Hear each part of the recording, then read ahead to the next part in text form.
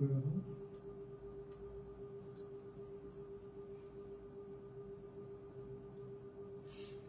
আলাইকুম, সবাই কেমন আছি? আমরা সবাই একটু কমেন্ট করি, আমরা সবাই কেমন আছি?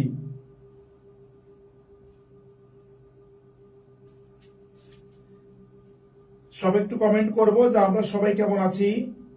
আমরা আমাদের বাংলা ক্লাস আবার চলে এসেছি। সবাই একটু আমাকে কমেন্ট করে জানাও যে তোমরা সবাই কেমন আছো। তোমরা সবাই কেমন আছো একটু কমেন্ট করে জানাও। আমাদের প্রতিদিনকার মতো আজকেও আমরা ইনশাল্লাহ সর্বোচ্চ সাপোর্ট তোমাদেরকে দেওয়ার জন্য আমরা 15 দিনে তোমাদের সম্পূর্ণ এইচএসসি কোর্সটাকে রিভাইজ করার জন্য আমি ইমন স্যার যে পরীক্ষাগুলোর আয়োজন করেছি তারই ধারাবাহিকতায় আজকে আমরা বাংলা ক্লাস করব। সকল পদ্য আমরা একসাথে পড়ব। তোমরা জানো যে গত ক্লাসে কিন্তু আমরা গদ্য পড়েছি সবগুলো, এবং আমাদের কিন্তু বিদ্যুৎ না বেসিক্যালি মার্ক জাকারবার্গ তার উল্টাপাল্টা লাগাইছে, তাই না?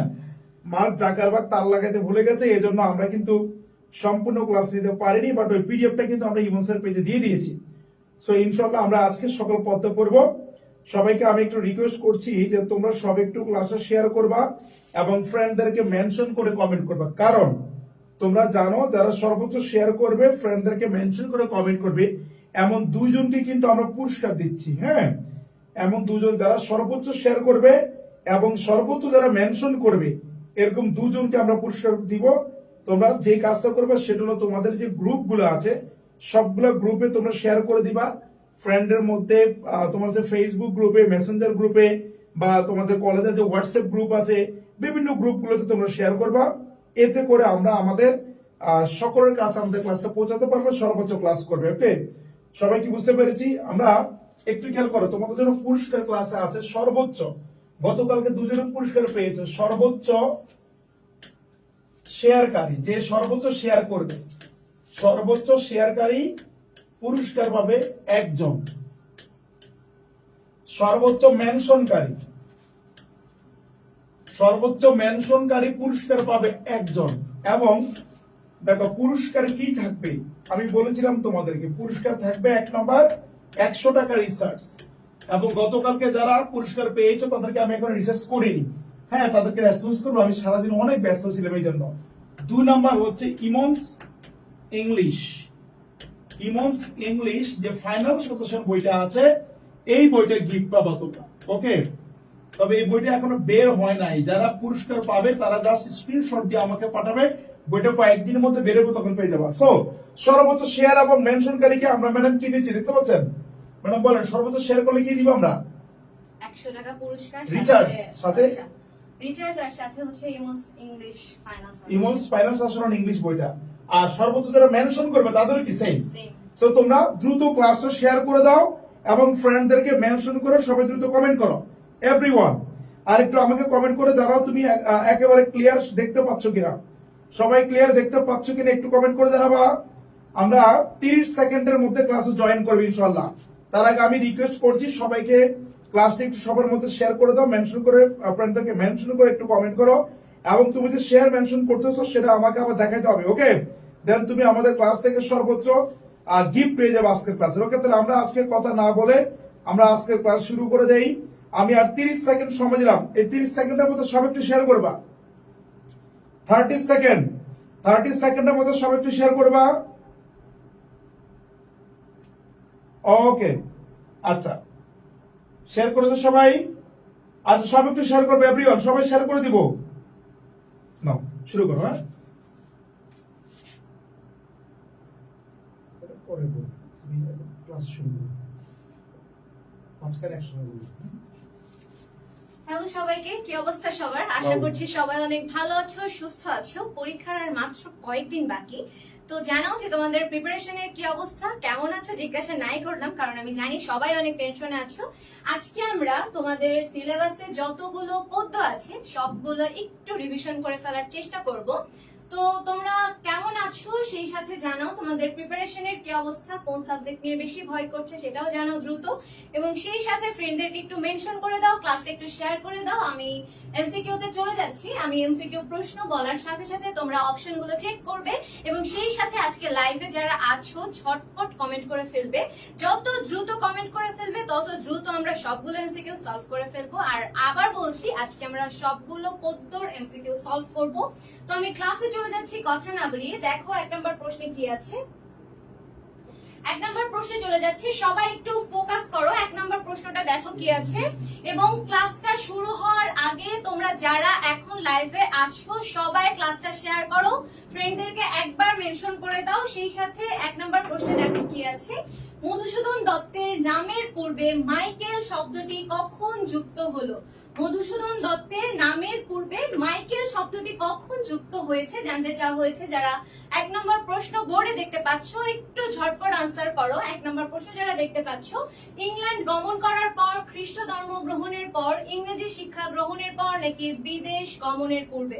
একটু দ্রুত আনসার করো, একটু দ্রুত আনসার করো যে মধুসূদন দত্তের নামের পূর্বে মাইকেল শব্দটি কখন যুক্ত হয়েছিল। মধুসূদন দত্তের নামের পূর্বে মাইকেল শব্দটি কখন যুক্ত হয়েছিল? আমি তোমাদের কমেন্ট দেখতে পাচ্ছি। আমি ভালো আছি, তোমরা এখন একটু পড়াতে ফোকাস করো। আমি দেখতে পাচ্ছি অলরেডি যারা আনসার করছো তারা সবাই সঠিক উত্তর দিচ্ছ। যারা 1 খ আনসার করছো, দেখো আমরা আজকে কিন্তু রিভিশন ক্লাসে আসছি, আমাদের কিন্তু হাতে সময় এখন খুবই কম। তোমাদেরও অন্যান্য সাবজেক্ট নিয়ে ঘাটাঘাটি করার সময় দরকার, তো আমরা বেশি সময় নিব না, যতটুকু না নিলেই না।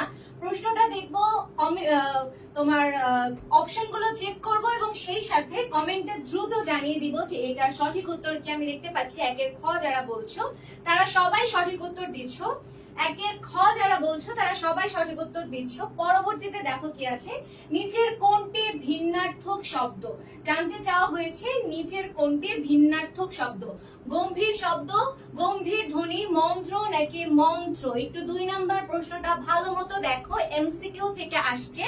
এমসিকিউ থেকে আসছে, একটু ট্রিকি প্রশ্ন, একটু ট্রিকি প্রশ্ন যেটা এমসিকিউ থেকে আসছে। বিভীষণের প্রতি মেঘনাদ যে কবিতাটা তোমাদের আছে, জানতে চাওয়া হয়েছে এই 3-4টা অপশনের মধ্যে কোনটা হচ্ছে মানানসই নয়। দেখো, গভীর শব্দ, গভীর ধ্বনি এবং মন্ত্র, এই 3টাই এক রকম অর্থ প্রকাশ করছে, কিন্তু এই মন্ত্র দিয়ে আসলে এই 3টার সাথে যাচ্ছে না। গভীর শব্দ, গভীর ধ্বনি এবং মন্ত্র বা মেঘের শব্দ যেটাকে বলে, সেই 3টা একই অর্থ প্রকাশ করলেও লাস্ট যে অপশনটা আছে অর্থাৎ মন্ত্র, এটি কিন্তু এইগুলোর সাথে সামঞ্জস্য নয়। সো 2 এর আনসার হবে ঘ। যারা 2 এর ঘ আনসার করছো, আমি দেখতে পাচ্ছি যারা 2 এর ঘ আনসার করছো তারা সবাই সঠিক উত্তর দিয়েছো। 2 এর ঘ যারা বলছো তারা সবাই সঠিক উত্তর দিয়েছো। দেখো পরবর্তীতে কি আছে, ক্লাসটা শেয়ার করে দিব। আজকের ক্লাসটা তোমাদের জন্য খুবই গুরুত্বপূর্ণ, ক্লাসটা একটু শেয়ার করে দিব, ক্লাসটা একটু শেয়ার করে দিব। দেখো, আকাশের কোন প্রতিশব্দটি বিভীষণের প্রতি মেঘনাদ কবিতায় ব্যবহৃত হয়েছে? আকাশের কোন প্রতিশব্দটি বিভীষণের প্রতি মেঘনাদ কবিতায় ব্যবহৃত হয়েছে? আমি দেখতে পাচ্ছি তোমরা যারা আনসার করছো তারা সবাই সঠিক উত্তর দিয়েছো। 2 এর আনসার হবে হচ্ছে ঘ। পরবর্তীতে দেখো কি আছে, নীলিমা, আসমান, অম্বর নাকি গগন? আকাশের প্রতিশব্দ হিসেবে ব্যবহৃত হয়েছে কোনটি? 3 নাম্বার প্রশ্নটা একটু সবাই দেখো, আকাশের প্রতিশব্দ হিসেবে কোনটি ব্যবহৃত হয়েছে? একটু দ্রুত আনসার করো। ম্যাডাম দেখো, আমাদের ছোট বোন কত কষ্ট করে ক্লাস নিতে আসছে, তোমরা মাত্র 40টা শেয়ার করেছো। গতকালকে শেয়ার হয়েছিল 550। হ্যাঁ, একটু সবাই শেয়ার করে দিব। আমরা একটু 30 সেকেন্ড সময় নিচ্ছি আমরা ম্যাডাম। হ্যাঁ, সবাই এর মধ্যে শেয়ার করে দিই আমরা, কারণ যত বেশি শেয়ার করবা ততই স্টুডেন্টরা জানবে, তোমাদের ফ্রেন্ডরা জানবে, সবাই উপকৃত হবে।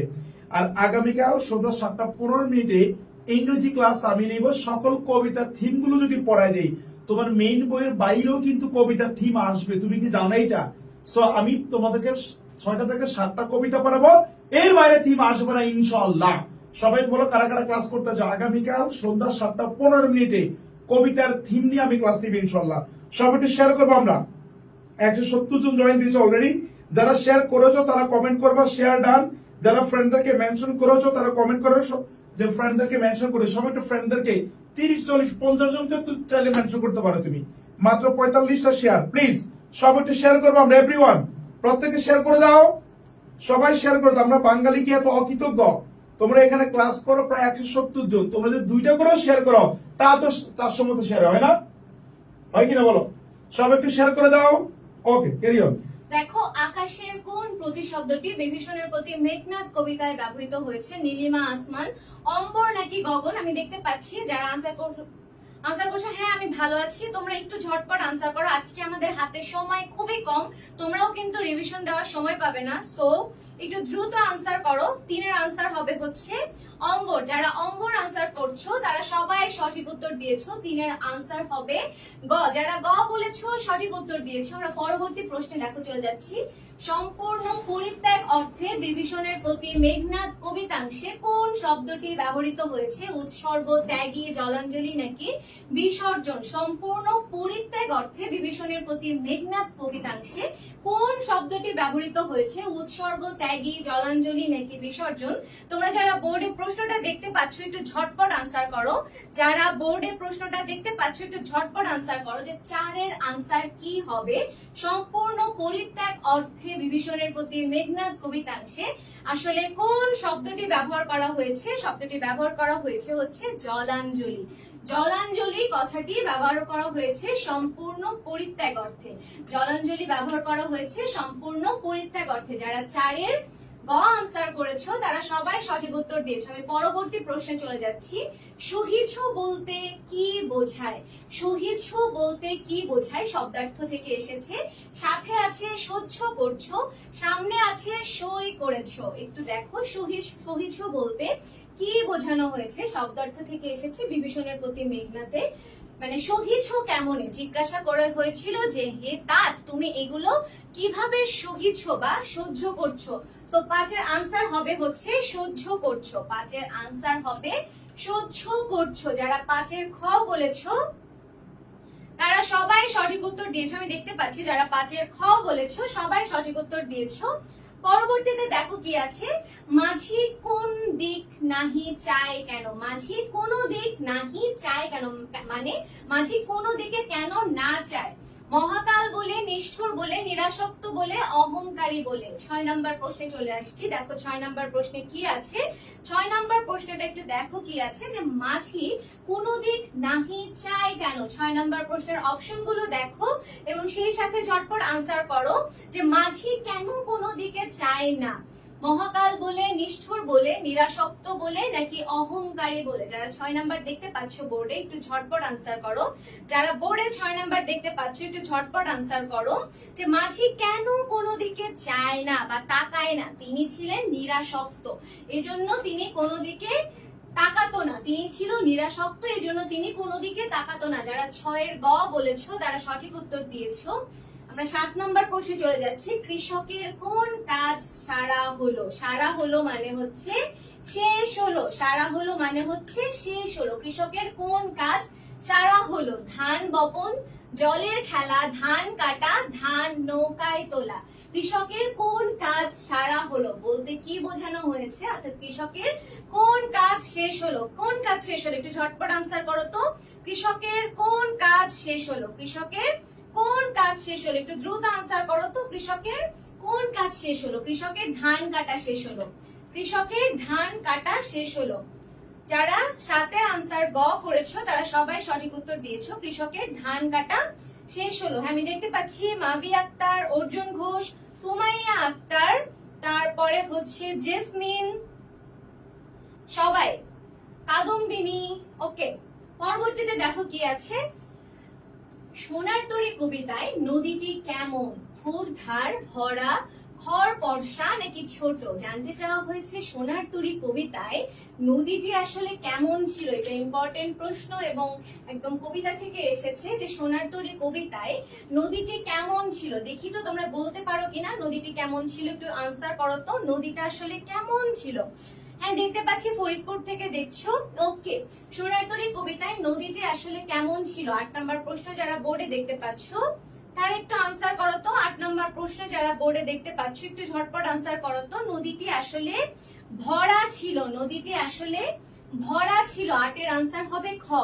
যারা 8-এর আনসার খ করেছো তারা সঠিক উত্তর দিয়েছো। যারা 8-এর আনসার খ করেছো সঠিক উত্তর দিয়েছো। আমি পরবর্তী প্রশ্নে চলে যাচ্ছি। দেখো কি আছে। ক্ষুর ধারা, অর্থ কি জানতে চাওয়া হয়েছে। খুর ধারা অর্থ কি, ধারালো, ধারালো খুর, খুরের মতো ধারালো প্রবাহ বা স্রোত নাকি স্রোত ধারা। খুর ধারা অর্থ জানতে চাওয়া হয়েছে। যারা 9 নম্বর প্রশ্ন বোর্ডে দেখছো তারা একটু দ্রুত আনসার করো। যারা 9 নম্বর প্রশ্ন বোর্ডে দেখছো দেখো তো খুর ধারা অর্থ কি। 9 নম্বরের আনসার তোমরা একটু ঝটপট করো তো। খুর ধারা শব্দের অর্থ কি। খুর ধারা শব্দের অর্থ হচ্ছে খুরের মতো ধারালো প্রবাহ বা স্রোত। খুরের মতো ধারালো যে প্রবাহ বা স্রোত এটাকে বলা হচ্ছে খুর ধারা। 9 এর আনসার হবে 9 এর আনসার হবে 9 এর আনসার হবে গ। যারা 9 এর গ বলেছো তারা সঠিক উত্তর দিয়েছো। পরবর্তীতে দেখো কি আছে, ঢেউগুলি ভাঙছে, ঢেউগুলি ভাঙছে, দুধারে চারিদিকে থরে বিথরে তরুণী পড়ে। দেখো তো ঢেউগুলো কিভাবে ভাঙছে, একদম কবিতার লাইন থেকে প্রশ্ন এসেছে। ঢেউগুলো কিভাবে ভাঙছে, একটু দ্রুত বলো তো ঢেউগুলো কিভাবে ভাঙছে। দুধারে চারিদিকে থরে ভিতরে নাকি তরুণী পড়ে। ঢেউগুলো কিভাবে ভাঙছে, ঢেউগুলি ভাঙছে হচ্ছে দুধারে, ঢেউগুলি ভাঙছে হচ্ছে দুই ধারে। 10 এর আনসার হবে ক। 10 এর ক যারা বলেছো, যারা 10 এর ক আনসার করেছো তারা সঠিক উত্তর দিয়েছো। যারা 10 এর ক বলেছো সঠিক উত্তর দিয়েছো। আমি পরবর্তী প্রশ্নে চলে যাচ্ছি। কবিতায় ওগো বলে কাকে সম্বোধন করা হয়েছে, মাঝিকে, কবিকে, কৃষককে, আগন্তুককে। কবিতায় ওগো বলে কাকে সম্বোধন করা হয়েছে। যারা 11 নম্বর প্রশ্নটা বোর্ডে দেখছো একটু আনসার করো। ওগো বলে আসলে কাকে সম্বোধন করা হয়েছে। এই কবিতাতে বলা হয়েছে ওগো তুমি কোথা যাও কোন বিদেশে, ওগো তুমি কোথা যাও কোন বিদেশে। মাঝিকে সম্বোধন করা হয়েছে, মাঝিকে সম্বোধন করা হয়েছে ওগো বলে, মাঝিকে সম্বোধন করা হয়েছে। যারা 11 আনসার ক করেছো, যারা 11 আনসার ক করেছো তারা সঠিক উত্তর দিয়েছো। আমি পরবর্তী প্রশ্নে চলে যাচ্ছি। কবি অধীন বিশ্বকে উপড়ে ফেলতে চেয়েছেন কেন। তোমরা যারা ক্লাসে আছো এখন এই মুহূর্তে, যারা এখন এই মুহূর্তে ক্লাসে আছো একটু দ্রুত ক্লাসটা শেয়ার করে দাও।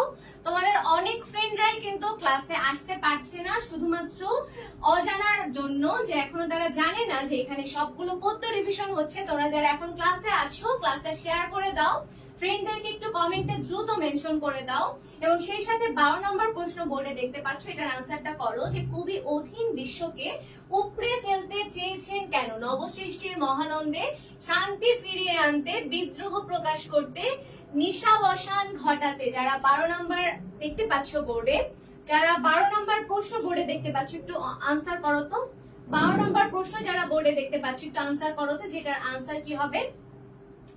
যারা 12 নম্বর প্রশ্ন বোর্ডে দেখতে পাচ্ছ তারা একটু আনসার করো, যেটার আনসার কি হবে। যে কবি অধীন বিশ্বকে উপড়ে ফেলতে চেয়েছেন কেন। কবি অধীন বিশ্বকে উপড়ে ফেলতে চেয়েছেন নবসৃষ্টির আনন্দে, নবসৃষ্টির মহানন্দে কবি অধীন বিশ্বকে উপড়ে ফেলতে চেয়েছেন। যারা 12 ক বলছো তারা সঠিক উত্তর দিয়েছো। আমরা 13 নম্বর প্রশ্নে চলে গেছি। দেখো 13 নম্বরে কি আছে। অরফিয়াস কি করে ইউরিডিসের মন জয় করেছিলেন। অরফিয়াস কি করে ইউরিডিসের মন জয় করেছিলেন। একটু দ্রুত বলো তো যে কি করে ইউরিডিসের মন জয় করেছিলেন। আমি অপশনগুলো বলে দিচ্ছি। যন্ত্র সঙ্গীত বাজিয়ে, ভালোবেসে, মন্ত্রমুগ্ধ করে, সুরের ইন্দ্রজাল বিস্তার করে। 13 নম্বর প্রশ্ন যারা বোর্ডে দেখতে পাচ্ছ, হ্যাঁ আমি অলরেডি দেখছি 13 নম্বর আনসার তোমরা করছো। যারা 13 নম্বর প্রশ্ন বোর্ডে দেখতে পাচ্ছ একটু দ্রুত আনসার করো যে অরফিয়াস কি করে ইউরিডিসের মন জয় করেছিল। যন্ত্র সঙ্গীত বাজিয়ে, ভালোবেসে, মন্ত্রমুগ্ধ করে, সুরের ইন্দ্রজাল বিস্তার করে। সুরের ইন্দ্রজাল বিস্তার করার মাধ্যমে তিনি মন জয় করেছিল। সুরের ইন্দ্রজাল বিস্তার করার মাধ্যমে তিনি মন জয় করেছিল। 13 আনসার হবে ঘ। 14 নম্বর প্রশ্নে দেখো কি আছে। যমদগ্নি ও রেণুকার কততম পুত্র পরশুরাম। যমদগ্নি ও রেণুকার কততম পুত্র পরশুরাম, দ্বিতীয়, তৃতীয়, পঞ্চম নাকি ষষ্ঠ। যমদগ্নি ও রেণুকার কততম পুত্র পরশুরাম। 14 নম্বরটা দেখো কি আছে। 14 নম্বরের আনসারটা একটু করো। 14 নম্বর বলেছে যে যমদগ্নি ও রেণুকার কততম পুত্র ছিল পরশুরাম। যমদগ্নি ও রেণুকার কততম পুত্র ছিল, পঞ্চম পুত্র ছিল পরশুরাম, পঞ্চম পুত্র ছিল পরশুরাম। যারা 14 আনসার গ করেছো, যারা 14 আনসার গ করেছো তারা সঠিক উত্তর দিয়েছো। আমি পরবর্তী প্রশ্নে চলে যাচ্ছি। পরবর্তী দেখো প্রশ্নে কি আছে, পরবর্তী প্রশ্নে দেখো কি আছে, পরবর্তী প্রশ্নে আছে ঔপনিবেশিক ভারতবর্ষ বলতে কোন সময়কে বোঝানো হয়েছে? ঔপনিবেশিক ভারতবর্ষ বলতে কোন সময়কে বোঝানো হয়েছে? পাকিস্তানি শাসনামল, পৌরাণিক যুগ, ব্রিটিশ শাসনামল, জমিদারি শাসনামল। ঔপনিবেশিক ভারতবর্ষ বলতে কোন সময়কে বোঝানো হয়েছে? ঔপনিবেশিক ভারতবর্ষ বলতে আসলে ঔপনিবেশিক ভারতবর্ষ বলতে আসলে কোন সময়কালকে বোঝানো হয়েছে? ব্রিটিশ সময়কালকে বোঝানো হয়েছে। ঔপনিবেশিক ভারতবর্ষ বলতে ব্রিটিশ সময় শাসনামলকে বোঝানো হয়েছে, ব্রিটিশ শাসনামলকে বোঝানো হয়েছে। আমরা পরবর্তী প্রশ্নে চলে যাচ্ছি। দেখো 16 নাম্বার প্রশ্নে কি আছে, আমরা 16 নাম্বার প্রশ্নে চলে যাচ্ছি। বিদ্রোহী কবিতার মূল সুর কি? তোমরা কি বিদ্রোহী কবিতা পড়েছো? তোমরা কি বিদ্রোহী কবিতা পড়েছো? তাহলে বলো তো বিদ্রোহী কবিতার মূল সুরটা আসলে কি ছিল? দেখো তো বিদ্রোহী কবিতার মূল সুরটা আসলে কি ছিল? অন্যায়ের বিরুদ্ধে বিরুদ্ধাচরণ, অন্যায়ের অবসানে চিরকালীন বিদ্রোহ, পৃথিবীতে শান্তি প্রতিষ্ঠা, ক্ষোভ ও বিদ্রোহ। বিদ্রোহী কবিতার মূল সুর কি ছিল? 16 নাম্বার প্রশ্ন যারা বোর্ডে দেখতে পাচ্ছ একটু দ্রুত আনসার করো তো।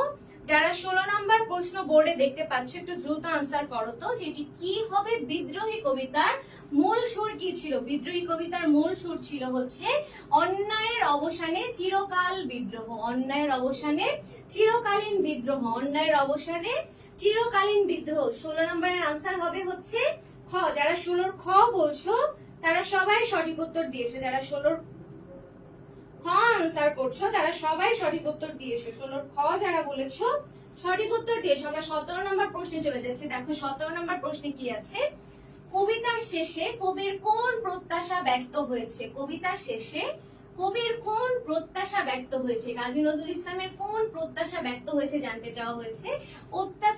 অত্যাচারের অবসান, উৎপীড়িতের ক্রন্দন রোলের অবসান, চিরশান্তি, চিরকালীন বিদ্রোহ। 17 নম্বর প্রশ্ন যারা বোর্ডে দেখতে পাচ্ছ, যারা 17 নম্বর প্রশ্ন বোর্ডে দেখতে পাচ্ছ একটু ঝটপট আনসার করো। 17 নম্বর প্রশ্ন যারা বোর্ডে দেখতে পাচ্ছ, দেখো তো 17 নম্বর প্রশ্ন যারা বোর্ডে দেখতে পাচ্ছ, বলা হয়েছে কবিতার শেষে কবির কোন প্রত্যাশা ব্যক্ত হয়েছে? অত্যাচারের অবসান, অত্যাচারের অবসান। 17 আনসার হবে হচ্ছে ক। 17 আনসার হবে ক। যারা 17 ক বলছো, 17 ক যারা বলছো তারা সঠিক উত্তর দিয়েছো। যারা 17 ক আনসার করেছো তারা সঠিক উত্তর দিয়েছো। আমরা 18 নম্বর প্রশ্নে চলে যাচ্ছি। দেখো 18 নম্বর প্রশ্নে কি আছে, 18 নম্বর প্রশ্নে দেখো কি আছে, কবিতায় কেমন রাজনীতির উল্লেখ রয়েছে? কবিতায় কেমন কবিতায় কেমন রজনীর উল্লেখ রয়েছে? নিশিরাত, অমাবস্যা, আলোকিত, দীঘল। কবিতায় কেমন রজনী মানে কেমন রাতের উল্লেখ রয়েছে? কবিতায় কেমন রাতের উল্লেখ রয়েছে একটু দেখো তো। কবিতায় কেমন রাতের উল্লেখ রয়েছে জানতে চাওয়া হয়েছে। কবিতায় হচ্ছে দীঘল রজনী, দীঘল রজনীর উল্লেখ রয়েছে। কবিতায় দীঘল রজনীর উল্লেখ রয়েছে। কবিতায় দীঘল রজনীর উল্লেখ রয়েছে। 18 নম্বরের আনসার হবে হচ্ছে ঘ। 18 নম্বরের আনসার হবে ঘ। যারা 18 ঘ বলছো তারা সবাই সঠিক উত্তর দিয়েছো। আমি 19 নম্বর প্রশ্নে চলে যাচ্ছি। দেখো, যে গেছে বুকেতে আঘাত হানিয়া তার লাগি আমি বাঁধি কাঁদি বুক ভরি মালঞ্চ ধরি। এটা হচ্ছে প্রতিদান কবিতার প্রশ্ন। যে গেছে বুকেতে আঘাত হানিয়া তার লাগি আমি কি করি? বাঁধি কাঁদি বুক ভরি নাকি মালঞ্চ ধরি? এখানে কবি আসলে যে তার বুকে আঘাত এনেছে তার জন্য কি করে জানতে চাওয়া হয়েছে। তার জন্য কবি হচ্ছে কাঁদে। যে কবির বুকে আঘাত এনেছে তার জন্য কবি কাঁদে। যে কবির বুকে আঘাত এনেছে তার জন্য কবি কাঁদে। যারা 19 আনসার খ করেছো তারা সঠিক উত্তর দিয়েছো। যারা 19 আনসার খ করেছো আমি দেখতে পাচ্ছি যারা খ বলেছো তারা সঠিক উত্তর দিয়েছো। আমি পরবর্তী প্রশ্নে চলে যাচ্ছি। দেখো পরবর্তীতে কি আছে, পরবর্তী প্রশ্নে দেখো কি আছে, প্রতিদান কবিতায় কবি কি কি বেঁধেছেন? প্রতিদান কবিতায় কবি কি কি বেঁধেছেন? ঘর বাড়ি, ঘর সংসার, ঘর কুল, ঘর বাগান। প্রতিদান কবিতায় কবি কি কি বেঁধেছেন জানতে চাওয়া হয়েছে। যারা 20 নাম্বার প্রশ্ন বোর্ডে দেখছো একটু ঝটপট আনসার করো যে প্রতিদান কবিতায় কবি কি কি বেঁধেছেন, কি কি বেঁধেছেন ঘর বাড়ি, ঘর সংসার, ঘর কুল নাকি ঘর বাগান? একটু দ্রুত আনসার করো তো যে কি কি বেঁধেছেন। আমি দেখতে পাচ্ছি অলরেডি যারা আনসার করছো, অলরেডি যারা ঘর কুল আনসার করছো তারা সবাই সঠিক উত্তর দিয়েছো যে কবি প্রতিদান কবিতায় কবি ঘরকুল বেঁধেছেন। প্রতিদান কবিতায় কবি ঘরকুল বেঁধেছেন। আমরা পরবর্তী প্রশ্নে দেখো কি আছে, যার জন্য কবি কাঁদেন সে কবিকে কোথায় আঘাত করেছে? যার জন্য কবি কাঁদেন সে কবিকে কোথায় আঘাত করেছে? অন্তরে, মনে, হাতে নাকি বুকে? বলো তো, যার জন্য কবি কাঁদেন, প্রথম প্রশ্নটা যেটা ছিল প্রতিদান কবিতায় তোমাদের, যে কবির বুকে যে আঘাত এনেছে তার জন্য কবি কি করে? তার জন্য কবি কাঁদে। আর এখানে বলা হয়েছে যার জন্য কবি কাঁদেন সে কবিকে কোথায় আঘাত করেছে? সে কবিকে বুকে আঘাত করেছে। সে কবিকে বুকে আঘাত করেছে। 21-এর আনসার হবে হচ্ছে ঘ। 21-এর আনসার হবে হচ্ছে ঘ। যারা 21-এর ঘ বলেছো তারা সবাই সঠিক উত্তর দিয়েছো। যারা 21-এর ঘ বলেছো তারা সবাই সঠিক উত্তর দিয়েছো। পরবর্তীতে দেখো কি আছে, কবি কার জন্য কাঁদে? কবি কার জন্য কাঁদে? যে কবির ঘর ভেঙেছে, যে কবিকে নিঠুরিয়া বাণী শুনিয়েছে, যে কবিকে কাটা দিয়েছে, যে কবির বুকে আঘাত হেনেছে। কবি কার জন্য কাঁদে? যে কবির বুকে আঘাত হেনেছে কবি তার জন্য কাঁদে। যে কবির বুকে আঘাত হেনেছে কবি তার জন্য কাঁদে। তোমরা যারা দেখতে পাচ্ছ এবং যারা 22-এর ঘ বলছো তারা সবাই সঠিক উত্তর দিয়েছো। আচ্ছা, তোমরা যারা এখন লাইভে আছো তোমাদের পরীক্ষা তো 2 তারিখ থেকে শুরু হচ্ছে, তো তোমরা এই মোমেন্টে এসে তোমাদের পরীক্ষার তো খুব বেশি বাকি নেই, তোমাদের কি মনে হচ্ছে যে প্রিপারেশন তোমাদের কেমন? প্রিপারেশন কি মোটামুটি ভালো নাকি এখনো অনেক কিছু পড়া বাকি? একটু জানাও তো যে কার কি অবস্থা, কোন সাবজেক্টটা নিয়ে একটু বেশি ভয় করছে আর কোন সাবজেক্ট মনে হচ্ছে যে আরামসে পরীক্ষা দিয়ে আসতে পারবে। একটু জানাও তো তোমাদের প্রিপারেশনের কি অবস্থা। যারা লাইভ দেখছো প্রিপারেশনের কি অবস্থা একটু জানাও তো। যারা লাইভে আছো এখন তোমাদের পরীক্ষার প্রিপারেশনের কি অবস্থা একটু কমেন্ট করে জানাও। যে পরীক্ষা 2 তারিখ থেকে শুরু হচ্ছে তোমাদের এইচএসসি পরীক্ষা, পরীক্ষার প্রিপারেশন কেমন? যারা যারা আছো একটু দ্রুত জানাও তো যে প্রিপারেশনের কি অবস্থা, কোন সাবজেক্টের প্রিপারেশন ভালো, কোনটা এখনো ভয় পাচ্ছো একটু জানাও তো, একটু জানাও। আচ্ছা, আমরা 22 নাম্বার 23 নাম্বার প্রশ্নে চলে যাচ্ছি। 23 নাম্বার প্রশ্ন পড়তে পড়তে তোমরা এখন যারা লাইভে আছো একটু ঝটপট বলে দাও তো তোমরা কি প্রিপারেশন ডান করে ফেলেছো? মানে 2 তারিখে পরীক্ষায় বসতে কি তোমরা রেডি নাকি তোমাদের এখন অনেক কিছু পড়া বাকি আছে? একটু জানাও তো। জসিমউদ্দিনের চলে মুসাফির কি ধরনের রচনা? জসিমউদ্দিনের চলে মুসাফির আত্মজীবনী, উপন্যাস, ভ্রমণ কাহিনী নাকি কবিতা? চলে মুসাফির কি বলতো? 23 নাম্বার প্রশ্ন যারা দেখতে পাচ্ছ, যারা 23 নাম্বার প্রশ্ন যারা বোর্ডে দেখতে পাচ্ছ একটু জানাও তো যে চলে মুসাফির জসিমউদ্দিনের কি? চলে মুসাফির জসিমউদ্দিনের কি? আত্মজীবনী, উপন্যাস, ভ্রমণ কাহিনী নাকি কবিতা? চলে মুসাফির, চলে মুসাফির কি? চলে মুসাফির হচ্ছে একটি ভ্রমণ কাহিনী। চলে মুসাফির হচ্ছে একটি ভ্রমণ কাহিনী। আমরা 24 নাম্বার প্রশ্নে চলে যাচ্ছি। জীবনানন্দ দাশকে কোন সময়ের কবি বলা হয়? জীবনানন্দ দাশকে রোমান্টিক কবি বলা হয়, আধুনিক কবি বলা হয়, উত্তরাধুনিক নাকি কোনোটিই নয়? জীবনানন্দ দাশকে কোন সময়ের কবি বলা হয়? এটা খুবই গুরুত্বপূর্ণ একটা প্রশ্ন যে জীবনানন্দ দাশকে কোন সময়ের কবি বলা হয়? জীবনানন্দ দাশকে বলো তো, জীবনানন্দ দাশকে কোন সময়ের কবি বলা হয় একটু বলো তো। ওকে, আমি দেখতে পাচ্ছি, আলহামদুলিল্লাহ ভালো। এই যে ইংলিশ এবং আইসিটি একটু কঠিন, ইকোনমিক্স পারি না, ইংরেজিতে একটু দুর্বল। ইংরেজিতে দুর্বল হলে কালকেই তোমাদের জন্য ইংরেজির ক্লাস নিবে ইমন স্যার, তো পেজে অবশ্যই থাকবে ক্লাস করার জন্য। আর একটু কঠিন তো লাগবে, প্রিপারেশন নিতে হবে, পড়তে হবে, প্রচুর পড়তে হবে, পড়ার কোনো বিকল্প হয় না। সো যখনই দেখবা যে তোমার পড়াতে কোনো ল্যাকিংস আছে, তোমার মনে হচ্ছে এখানে তুমি স্যাটিসফাইড না, ওই বিষয়টা নিয়ে তোমাকে বারবার স্টাডি করতে হবে। বারবার স্টাডি করলে তখন তোমার এমনিই মনে থাকবে। এখন দেখো 24 নাম্বারের আনসার কি হবে? 24 নাম্বারের আনসার হবে হচ্ছে জীবনানন্দ দাশকে বলা হয় আধুনিক কবি। জীবনানন্দ দাশকে বলা হয় আধুনিক কবি। আমরা 25 নাম্বার প্রশ্নে চলে যাচ্ছি। সকলেই কবি নয়, কেউ কেউ কবি উক্তিটির রচয়িতাকে? রবীন্দ্রনাথ ঠাকুর, কাজী নজরুল ইসলাম, জসিমউদ্দিন নাকি জীবনানন্দ দাশ? সকলেই কবি নয়, কেউ কেউ কবি, এটি কে বলেছে? সকলেই কবি নয়, কেউ কেউ কবি। এটি কে বলেছে একটু দেখো তো। সকলেই কবি নয়, কেউ কেউ কবি। ওকে, বাংলা দ্বিতীয় আইসিটি একটু একটু সমস্যা, কোনো সমস্যা নাই, এখনো সময় আছে, পড়তে থাকো, ঠিক হয়ে যাবে। এখন দেখো, সকলেই কবি নয়, কেউ কেউ কবি উক্তিটির রচয়িতা হচ্ছে জীবনানন্দ দাশ। উক্তিটির রচয়িতা হচ্ছে জীবনানন্দ দাশ। যারা 25-এর আনসার করছো, আমি দেখতে পাচ্ছি যারা 25-এর ঘ বলছো তারা সবাই সঠিক উত্তর দিয়েছো। যারা 25-এর ঘ বলছো তারা সঠিক উত্তর দিয়েছো। আমরা 26 নাম্বার প্রশ্নে চলে যাচ্ছি। ইংরেজিতে যারা দুর্বল বলছো, ইংরেজিটা বারবার পড়তে থাকো। সেই সাথে আমাদের পেজে তো ইমন স্যার তোমাদের জন্য ক্লাস নিচ্ছে সাজেশন মূলক, সেগুলো ফলো করো, নিজে পড়তে থাকো, অবশ্যই পরীক্ষা ভালো হবে। এত দুশ্চিন্তার কিছু নেই, চিল থাকো। আর উপরওয়ালার কাছে প্রার্থনা করো যেন পরীক্ষাটা ভালো হয়, তোমরা যেন সবাই সুস্থ থাকো, এটাই আর কি বড় বিষয়। সুস্থ থাকলে, পড়াশোনা করতে পারলে পরীক্ষা এমনিই ভালো হবে। এখন 26 নাম্বার প্রশ্নে দেখো কি আছে। কবি সুচেতনাকে কিসের সঙ্গে তুলনা করেছেন? দিনের সঙ্গে, সূর্যের সঙ্গে, বনানীর সঙ্গে, দূরতর দ্বীপের সঙ্গে। 26 নাম্বার প্রশ্ন যারা বোর্ডে দেখতে পাচ্ছ, যারা 26 নাম্বার প্রশ্ন বোর্ডে দেখতে পাচ্ছ, আচ্ছা তোমরা যারা ক্লাসে আছো এখন, যারা এখনো ক্লাস শেয়ার করো নাই, ক্লাসটা একটু শেয়ার করে দাও, ফ্রেন্ডদেরকে একটু মেনশন দিয়ে দাও। আমি কিন্তু তোমাদেরকে আগেই বলেছি যে আজকে যারা সর্বোচ্চ শেয়ার এবং সর্বোচ্চ মেনশন করবে সবার জন্য কিন্তু মানে তাদের মধ্যে থেকে 2 জনকে কিন্তু পুরস্কার দেওয়া হবে 100 টাকা করে মোবাইল রিচার্জ, এবং সেই সাথে তোমরা ইমন ফাইনাল সাজেশন বইটা একদম ফ্রি পেয়ে যাচ্ছ। তো যারা এখনো শেয়ার করোনি, বেশি বেশি করে শেয়ার করে দাও এবং তোমার পুরস্কার লুফে নাও।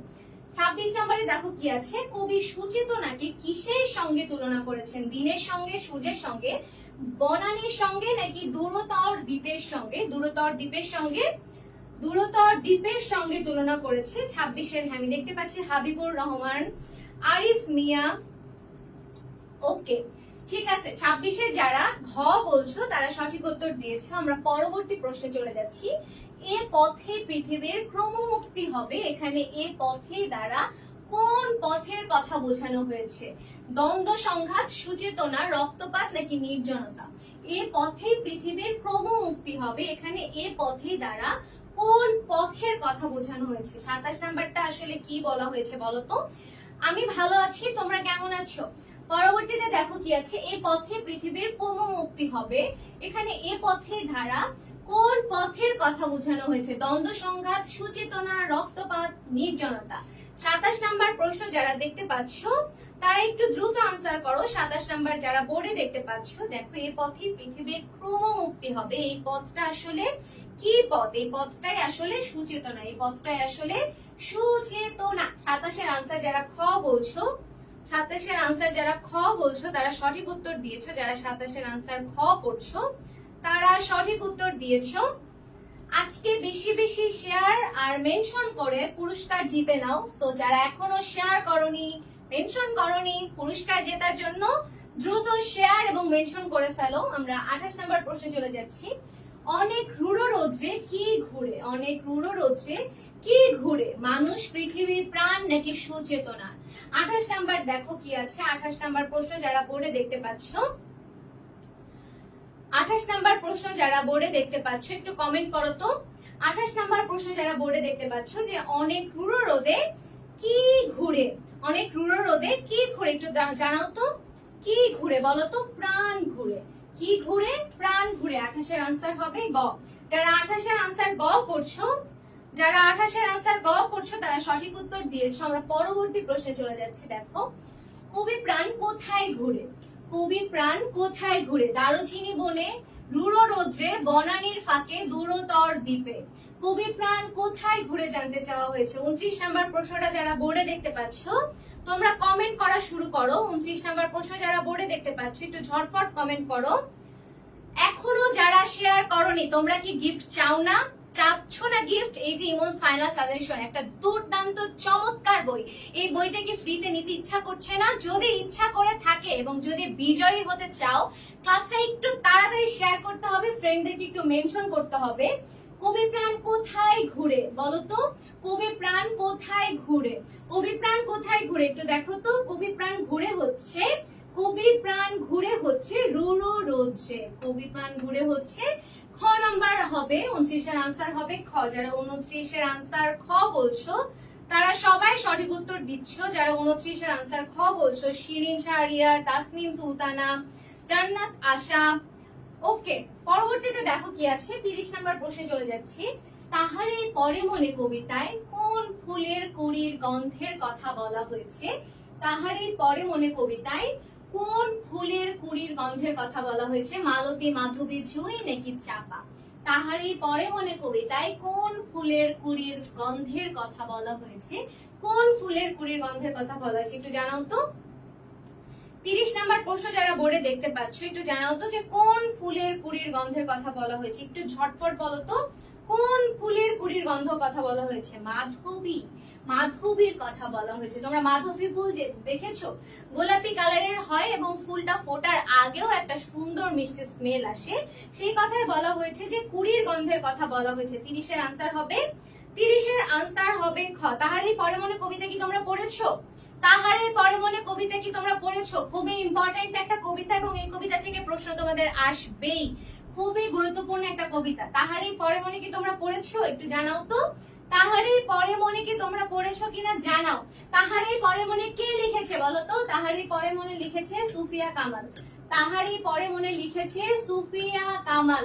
পড়েছো কিনা একটু জানাও তো, যে পড়েছি বা পড়ি না একটু জানাও তো। খুবই ইম্পর্টেন্ট একটা কবিতা। 30 এর আনসার হবে হচ্ছে, 30 এর আনসার হবে খ। আমরা পরবর্তী প্রশ্নে চলে যাচ্ছি। সুফিয়া কামালের জন্মের সময় বাঙালি মুসলিম নারীদের কেমন জীবন কাটাতে হতো? 31 নাম্বার প্রশ্ন যারা বোর্ডে দেখতে পাচ্ছ, বাধাহীন, উন্মুক্ত, গৃহবন্দী নাকি দারিদ্র্যে? 31 নাম্বার প্রশ্নটা যারা দেখছো, হ্যাঁ দেখতে পাচ্ছি যে অনেকেই পড়েছো। এখন দেখো যে যখন সুফিয়া কামালের জন্ম হয় সেই সময় বাঙালি মুসলিম নারীদের কেমন জীবন কাটাতে হতো? 31 নাম্বারটা একটু জানাও তো। 31 নাম্বার কি হবে? 31 নাম্বারের আনসার হবে হচ্ছে গৃহবন্দী জীবন কাটাতে হতো। কারণ তখন মুসলিম নারীদের গৃহবন্দী জীবন কাটাতে হতো। তারা চাইলেই বের হতে পারতো না, তারা চাইলেই কোনো প্রাতিষ্ঠানিক শিক্ষা গ্রহণ করতে পারতো না। তারা ছিল গৃহবন্দী, তারা ছিল গৃহবন্দী। এই প্রশ্নটাও কিন্তু অনেক জায়গায় আসে, তো এই প্রশ্নটা ইম্পর্টেন্ট, তোমরা একটু নোট ডাউন করে ফেলতে পারো। এখন দেখো 32 নাম্বার কি আছে। তাহারে পরে মনে কবিতায় কবি কিসের মুকুল ফোটার কথা বলতে জানতে চেয়েছেন? আম, জাম, লিচু নাকি পেয়ারা? কিসের মুকুল ফোটার কথা জানতে চেয়েছে? 32 নাম্বারটা একটু দেখো তো। আমরা কি জানি? আমরা জানি মুকুল হয় কার? মুকুল হয় হচ্ছে আমের।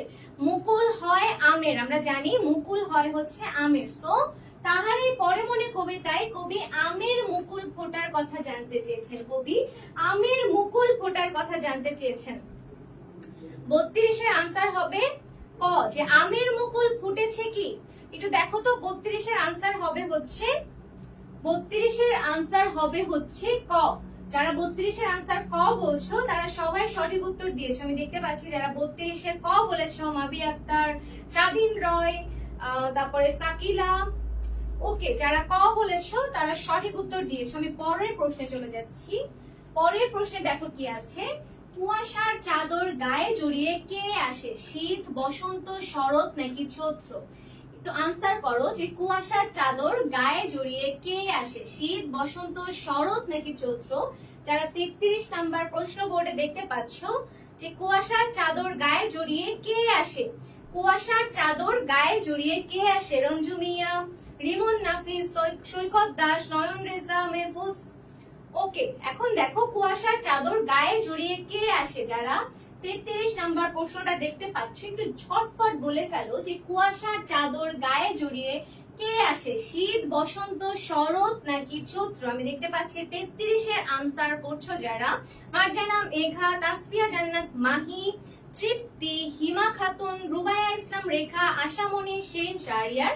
যারা বলেছো শীত তারা সবাই সঠিক উত্তর দিয়েছো। যারা শীত বলেছো তারা সবাই সঠিক উত্তর দিয়েছো। যারা শীত বলেছো সবাই সঠিক উত্তর দিয়েছো। আমি পরবর্তী প্রশ্নে চলে যাচ্ছি। কার আবেদন সুফিয়া কামালের হৃদয় দ্বারে ব্যর্থ হয়ে গেছে? বসন্তের, কবি ভক্তের, শীতের নাকি শূন্যতার? 34 নাম্বার প্রশ্নটা একটু ভালো মতো খেয়াল করো। এখানে জানতে চাওয়া হয়েছে যে কার আবেদন সুফিয়া কামালের হৃদয় দ্বারে ব্যর্থ হয়ে গিয়েছে। একটু জানাও তো কার আবেদন, একটু জানাও তো কার আবেদন ব্যর্থ হয়ে গিয়েছে, একটু জানাও, একটু দ্রুত জানাও কার আবেদন ব্যর্থ হয়ে গেছে। তোমরা যারা 34 নাম্বার প্রশ্নটা বোর্ডে দেখতে পাচ্ছ যে কার আবেদন সুফিয়া কামালের হৃদয় দ্বারে ব্যর্থ হয়েছে, একটু দ্রুত জানাও।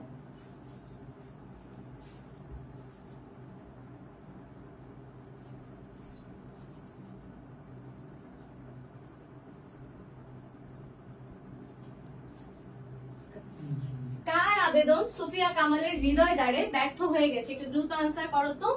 34 নাম্বার প্রশ্ন যারা বোর্ডে দেখতে পাচ্ছ, 34 নাম্বার প্রশ্ন যারা বোর্ডে দেখতে পাচ্ছ, একটু দ্রুত জানাও তো যে কার আবেদন। এখানে কবি ভক্তের আবেদনের কথা বলা হয়েছে, কারণ কবি ভক্ত এই কবিতাতে কবিকে বারবার রিকোয়েস্ট করছে যে কবি যেন কিছু একটা করে, কবি যেন বসন্তকে বরণ করার জন্য কিছু একটা করে। কিন্তু যেহেতু কবির প্রিয়জন বিয়োগের একটা ব্যথা রয়ে গিয়েছে মনে, কবি তো এবার কোনো কিছুই রচনা করবে না। সো যে তাকে যতবারই রিকোয়েস্ট করবে তার কাছে সেটা ব্যর্থ আবেদনই হবে। সো এখানে কবি ভক্তের আবেদন কবির হৃদয় দ্বারে ব্যর্থ হয়ে গেছে, কবি ভক্তের আবেদন কবির হৃদয় দ্বারে ব্যর্থ হয়েছে। তাহারে পরে মনে কবিতাটির গঠন রীতি কোন বৈশিষ্ট্যের, বর্ণনাত্মক, মহাকাব্যিক, নাটকীয় নাকি শোক ধর্মী? 35 নাম্বার আনসার একটু দেখো। 35 নাম্বার প্রশ্নটা একটু দেখো যে 35 নাম্বার প্রশ্নে আসলে কি জানতে চাওয়া হয়েছে, যে এই কবিতাটা আসলে কেমন রীতির, এই কবিতাটা আসলে কেমন রীতির কবিতা, কবিতাটা আসলে কেমন রীতির কবিতা জানতে চাওয়া হয়েছে। আমি তোমাদেরকে একটু যদি বলি যে কবিতাটা হচ্ছে একটু ন্যাকামো টাইপের কবিতা, ন্যাকামো বা নাটক টাইপের কবিতা। যে ধরো কবিকে বারবার কেউ বলছে যে এই জিনিসটা তুমি কেন করছো না, এই জিনিসটা কেন হচ্ছে না, কিছু একটা করো, কিছু একটা বলো। এই যে নাটকের যে বিষয়টা, একবার সে বলতেছে, একবার আবার কবি ভক্ত বলে, একবার কবি বলে, তাদের যে কথোপকথন একটা ডায়লগের মতো, এই কবিতাগুলোকে বলা হয় হচ্ছে নাটকীয় কবিতা। এই কবিতাকে বলা হয় হচ্ছে নাটকীয় কবিতা। তাই তাহারই পরে মনে কবিতাটি হচ্ছে একটি নাটকীয় কবিতা। তাহারই পরে মনে কবিতাটি হচ্ছে, তাহারই পরে মনে কবিতাটি হচ্ছে একটি নাটকীয় কবিতা। যারা 35 এর আনসার গ করছো তারা সবাই সঠিক উত্তর দিয়েছো। আচ্ছা বলো তো, তোমাদের তো বাংলা পরীক্ষা দিয়ে শুরু, তাই না? 2 তারিখে তো তোমাদের বাংলা পরীক্ষা। এখন যারা লাইভে আছো প্রত্যেকে কমেন্ট করো তো যে তোমাদের বাংলার প্রিপারেশন কেমন, বাংলার প্রিপারেশন কেমন আমি একটু জানতে চাই। তোমরা একটু কমেন্ট করো তো যে তোমাদের বাংলার প্রিপারেশন কেমন, একটু কমেন্ট করো তো যে বাংলার প্রিপারেশন কেমন তোমাদের। তোমরা যারা 2 তারিখে বাংলার পরীক্ষা দিতে বসবে, তোমাদের বাংলার প্রিপারেশন আসলে কেমন আমাকে একটু বলো তো যে বাংলার প্রিপারেশন কেমন, একটু জানাও, একটু জানাও বাংলার প্রিপারেশন তোমাদের কেমন। সেই সাথে আমি তোমাদেরকে একটু বলে দিচ্ছি যে এখানে তোমরা এই যে যাদেরকে দেখতে পাচ্ছ, তাওয়াসুম তিথি ধাবিতে প্রথম হয়েছে মানবিক থেকে, তারপরে তোমাদের হচ্ছে গিয়ে দ্বিতীয় হয়েছে আরিয়া অপসরি, তারপরে যে তোমাদের আরো আছে এই ভাইয়া ঢাবিতে তৃতীয় হয়েছে। প্রত্যেকেই কিন্তু আমাদের সরাসরি স্টুডেন্ট, ইমন স্যার স্টুডেন্ট। এরা প্রত্যেকেই ইমন ভাইয়ের কাছে পড়েছে, ফাইনাল সাজেশন পড়েছে, এবং আমি নিজে কিন্তু সরাসরি ইমন ভাইয়ের কাছে পড়েছি। এখন আমি ঢাকা ইউনিভার্সিটির স্টুডেন্ট। তো তোমরা দেখতে পাচ্ছ, তোমরা যারা পড়তে যাচ্ছ ইংরেজি, তোমরা কিন্তু আমাদের স্লাইডে দেওয়া ফোন নাম্বারে যোগাযোগ করতে পারো। যে দেখো, শুধু কিন্তু ঢাকা ইউনিভার্সিটিতে না, জাবিতে প্রথম হয়েছে, জাবিতে প্রথম হয়েছে, বিউপিতে প্রথম হয়েছে, এবং এই ফাইনাল সাজেশনের লেখক যে অর্থাৎ আমাদের ইমন স্যার, যারা ক্লাস তোমরা করো, এই বইটা নিয়ে না আমার আলাদা করে বলার আসলে কিছু নাই। একটা ম্যাজিক্যাল বই, তোমাদের হাতে যখন আসবে এই বইটা, তখন তোমরা নিজেরাই বুঝতে পারবে যে এই বইটা পড়লে তোমরা কি পরিমাণ কমন পেতে পারো, এবং তার এক্সাম্পল তোমরা পাবে। এক্সাম্পল যদি আমি একটু দিতে চাই, দেখো এক্সাম্পল যদি দিতে চাই যে ইমোস ফাইনাল সাজেশন থেকে ডিউ বি ইউনিটে 15টা থেকে 12টা প্রশ্ন হুবহু কমন চলে আসছে। এরপরে পরবর্তীতে দেখো সি ইউনিটে প্রশ্ন আসে হচ্ছে ইংরেজি থেকে 12টা, সেইখানে একদম 8টা প্রশ্ন হুবহু কমন চলে আসছে। তো বুঝতেই পারছো যে এই বইটা তোমাদের জন্য কতটা গুরুত্বপূর্ণ। এবং সেই সাথে তোমাদের এইচএসসি পরীক্ষা শেষ হওয়ার পরপরই কিন্তু ভর্তি যুদ্ধ শুরু হয়ে যাবে। আর ভর্তি যুদ্ধতে সবাই যেই সাবজেক্টটা নিয়ে ভয় পায় সেটা হচ্ছে ইংরেজি। তো ইংরেজিকে যদি পানির মতো সহজ করতে চাও, ইমন ভাইয়ের কাছে পড়তে পারো, এবং যে কোনো ইনফরমেশন জন্য, ভর্তির জন্য বা যে কোনো তোমাদের দরকারে তোমরা এই বোর্ডের উপরে দেওয়া যে হোয়াটসঅ্যাপ নাম্বারটা আছে সেখানে ডিরেক্ট তোমরা টেক্সট করে যে কোনো ইনফরমেশন পেতে পারো। তো আমরা আবার একটু পড়ায় চলে যাচ্ছি, আমরা কত নাম্বারে ছিলাম বলো তো? আমরা কত নাম্বারে ছিলাম আমাকে একটু মনে করিয়ে দাও তো। আমরা ছিলাম হচ্ছে 35 নাম্বারে। এটি হচ্ছে একটি নাটকীয় কবিতা। আচ্ছা, নয়ন রেজা বলেছে হ্যাঁ আমি দেখতে পাচ্ছি, আসলে পড়ানোর ইয়াতে থাকলে না কখন যে কমেন্ট পাস হয়ে যায় আমি আসলে বুঝি না। ওকে, আমি দেখতে পাচ্ছি। পরবর্তীতে দেখো কি আছে, 36 নাম্বার প্রশ্নে আমরা চলে যাচ্ছি। কবি মরণোত্তর কোন পুরস্কারে ভূষিত হন? আমি বলে দিচ্ছি, এটা হচ্ছে পদ্মা কবিতা থেকে এসেছে এবং লিখেছে হচ্ছে ফররুখ আহমেদ। তার ইনফরমেশন জানতে চাওয়া হয়েছে, একটু দ্রুত বলো তো যে কবি মরণোত্তর পুরস্কারে ভূষিত হন বাংলা একাডেমি পুরস্কার, 21শে পদক, ইউনেস্কো পুরস্কার নাকি শ্রেষ্ঠ কবির পুরস্কার? কবি মরণোত্তর কোন পুরস্কারে ভূষিত হন? আমি দেখতে পাচ্ছি যে তোমরা ক্লাস আমি নিচ্ছি, তোমরা একটু শেয়ার করে দাও ক্লাসটা। এখনো যারা শেয়ার করো না একটু শেয়ার করে দাও। পরবর্তীতে দেখো কি আছে, আপু একেবারে জীবন দিয়ে ফেলতেছে ক্লাসের জন্য, তোমরা একটু শেয়ার না করলে ভালো লাগবে বলো?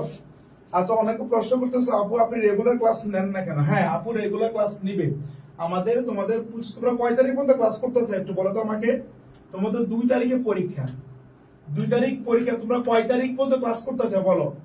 25, 26, 27, 28, তোমরা যা বলবো ওইভাবে আমরা আমাদের ক্লাস শিডিউল রাখবো। বলো তোমরা কয় তারিখ পর্যন্ত ক্লাস করতে চাও বলো? সবাই একটু কমেন্ট করে জানাও প্লিজ, সবাই কমেন্ট করে জানাও তোমরা কয় তারিখ পর্যন্ত ক্লাস করতে চাও। 25, 26, 27, 28, আগে বিকাল 7:15 ইংরেজি ক্লাস হবে। টোটাল তোমাদের থিম গুলো পড়া হবে। বলো ভাইয়া জিকের জন্য কি বই পড়বে? আচ্ছা জিকের জন্য অনেকে বলছে, জিকের জন্য তোমরা হচ্ছে অর্ণব জিকে মডেল টেস্ট পড়বা।